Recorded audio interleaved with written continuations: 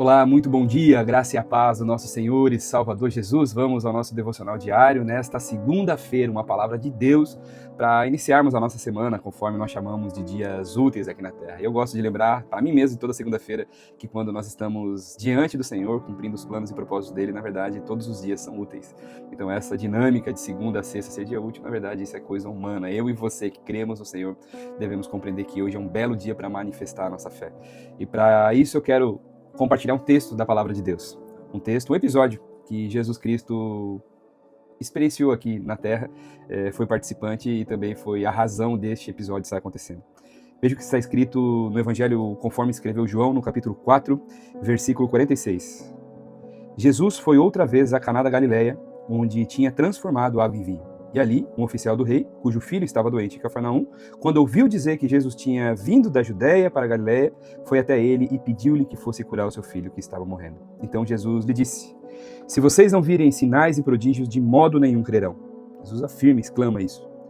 Porém, no versículo 49, o oficial pediu mais uma vez: "Senhor, venha, antes que meu filho morra." Então Jesus respondeu: "Vá, o seu filho vai viver." Veja só que precioso o ensinamento que esse texto nos deixa. Esse oficial do rei era uma pessoa muito bem colocada socialmente e financeiramente, não era uma pessoa qualquer. E esse oficial ele tinha uma demanda que toda a sua posição social e seu prestígio não conseguiria suprir. Então ele entendeu, compreendeu que através dos milagres que Jesus já havia feito, realizado, esse que seria o primeiro milagre, a transformação de água em vinho, ele entendeu que pelos boatos que estavam rondando ali na região, que Jesus Cristo poderia curar o filho dele. E olha só que precioso, porque esse servo deste rei, ele pede 2 vezes para que o Senhor Jesus possa curar assim o seu filho. A primeira vez, Jesus disse que se eles não vissem milagres, eles não creriam no Senhor Jesus como o Senhor e Salvador das suas vidas. Portanto, Jesus Cristo, nessa sua primeira colocação, indaga esse oficial do rei e aquelas pessoas que ali, de alguma forma, estavam pertencendo a essa situação tão triste e, ao mesmo tempo, constrangedora que esse oficial estava vivendo naquele momento. E na segunda vez, quando ele insiste para que o Senhor Jesus pudesse curar o filho dele, aí o Senhor, ele faz com que exista essa cura, ele traz à existência essa cura sobre a vida dessa criança, desse jovem que ali estava padecendo por uma enfermidade. O que eu quero levar ao seu entendimento é aquilo que o Senhor me ensinou quando eu meditava nesse texto agora há pouco.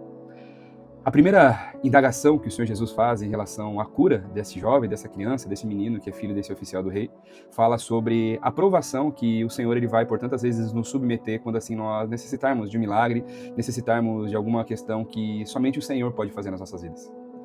Essas 2 etapas que Jesus submete a esse servo deste rei para que o seu filho fosse curado, fala sobre uma persistência da nossa fé em prol de um propósito. No primeiro ato, Jesus prova, no segundo ele cura. Jesus Cristo poderia ter curado logo de primeira, mas Jesus precisava ver aonde verdadeiramente estava a sua fé. Se esse servo deste rei ele não estivesse convicto que somente o Senhor Jesus poderia fazer algo, mudar a realidade, o contexto dessa dor e sofrimento que ele estava vivendo, você pode ter certeza que ele haveria de ter virado as costas para o Senhor Jesus e saído em busca talvez de algum feiticeiro, algum profeta de alguma entidade, de algum Deus estranho que por tantas vezes foi manifesto ao longo de toda a Escritura. Mas esse servo deste rei não faz isso. Este homem convicto que somente o Senhor Jesus poderia curar o seu filho, ele decide assim insistir e persistir na sua fé. Veja só que maravilhoso. Essa persistência leva à cura do seu filho. Eu quero convidar você nessa semana a exercer a sua fé justamente dessa forma. Para que você não desista, para que você não venha fraquejar na manifestação da sua fé. Eu preciso trazer à sua lembrança o conceito de fé que está descrito lá na carta, conforme foi escrita aos Hebreus. O autor escreve que, conceitualmente falando, a fé é a certeza daquilo que eu espero. Esse homem certamente tinha certeza daquilo que ele esperava, porque ele sabia que Jesus Cristo poderia realizar não somente esse milagre, mas tantos quantos outros na sua vida. Ele tinha certeza que somente o Senhor Jesus poderia curar este seu filho. E esta é a convicção que nós precisamos ter nos nossos corações. Que somente o Senhor Jesus é a resposta para as nossas vidas, seja para as mais profundas dores ou para as mais maravilhosas alegrias e sorrisos. O Senhor Jesus é a resposta para tudo. Certamente nós não devemos buscá-lo somente quando necessitamos, até porque essa foi a indagação que o Senhor Jesus trouxe aqui para esse servo deste rei. Ele falou: "O senhor está me procurando porque tu está vendo que os milagres acontecem aí." Só que ele provou que não estava procurando somente por isso quando ele insiste e persiste em ir atrás do Senhor Jesus. E que essa semana seja assim, exatamente assim nas nossas vidas, meus irmãos.